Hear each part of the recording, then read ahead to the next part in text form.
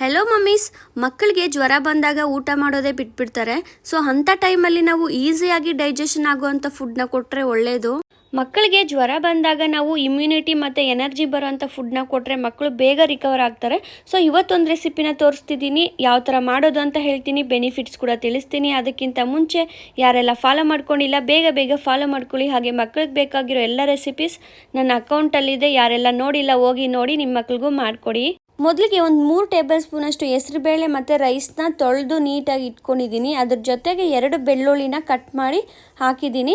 ಈಗ ಅದಕ್ಕೆ ನೀಟಾಗಿ ತೊಳೆದಿಟ್ಕೊಂಡಿದ್ದಂಥ ಪಾಲಕ್ನ ಕಟ್ ಮಾಡಿ ಹಾಕಿದ್ದೀನಿ. ಸ್ವಲ್ಪ ಜಾಸ್ತಿನೇ ಹಾಕಿದ್ದೀನಿ, ಯಾಕಂದರೆ ಪಾಲಕಲ್ಲಿ ನೀರಿನಂಶ ಜಾಸ್ತಿ ಇರೋದ್ರಿಂದ ಮಕ್ಕಳ ಬಾಡಿ ಹೈಡ್ರೇಷನ್ ಆಗಿ ಇಡೋದಕ್ಕೆ ಸಹಾಯ ಮಾಡುತ್ತೆ. ಜ್ವರದ ಟೈಮಲ್ಲಿ ನಾವು ಆದಷ್ಟು ಮಕ್ಕಳ ಬಾಡಿನ ಹೈಡ್ರೇಟೆಡ್ ಆಗಿರೋಕ್ಕೆ ನೋಡ್ತಾ ಇರಬೇಕು, ನೀರು ಜಾಸ್ತಿ ಕುಡಿಸ್ತಾ ಇರಬೇಕು. ಹಾಗೆ ಇವಾಗ ಅದಕ್ಕೆ ಒಂದು ಸ್ವಲ್ಪ ಅರಿಶಿನ ಪುಡಿ, ಸ್ವಲ್ಪ ಪೆಪ್ಪರ್ ಪೌಡರು, ಸ್ವಲ್ಪ ಜೀರಾ ಪೌಡರ್ ಹಾಕಿದ್ದೀನಿ.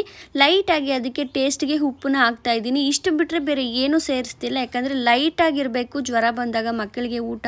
ಹೆಸರುಬೇಳೆ ಮತ್ತು ಪಾಲಕ್ ಎರಡೂ ಕೂಡ ಮಕ್ಕಳಿಗೆ ಇಮ್ಯುನಿಟಿ ಮತ್ತು ಎನರ್ಜಿ ಕೂಡ ಜಾಸ್ತಿ ಮಾಡುತ್ತೆ. ಹಾಗೆ ಈಸಿಯಾಗಿ ಡೈಜೆಷನ್ ಕೂಡ ಆಗುತ್ತೆ. ಮಕ್ಕಳಿಗೆ ಜ್ವರದ ಟೈಮಲ್ಲಿ ಯಾವ ಥರ ಫುಡ್ ಕೊಡಬೇಕು ಅಂತ ನಿಮಗೆ ಗೊತ್ತಿಲ್ಲ ಅಂದರೆ ಎಸ್ ಅಂತ ಕಮೆಂಟ್ ಮಾಡಿ, ನೆಕ್ಸ್ಟ್ ವಿಡಿಯೋದಲ್ಲಿ ನೀಟಾಗಿ ತಿಳಿಸ್ತೀನಿ. ಈಗ ಅದನ್ನು ಒಂದು 3 ವಿಸಿಲ್ ಬಿಟ್ಕೊಂಡು ಚೆನ್ನಾಗಿ ಬೆಂದಿರುತ್ತೆ, ಅದನ್ನು ಮ್ಯಾಶ್ ಮಾಡಿ ಒಂದು ಸ್ವಲ್ಪ ತುಪ್ಪನ ಹಾಕಿ ಮಕ್ಕಳಿಗೆ ತಿನ್ನಿಸಿ ಸ್ವಲ್ಪ ಆದರೂ ಊಟ ಮಾಡ್ತಾರೆ.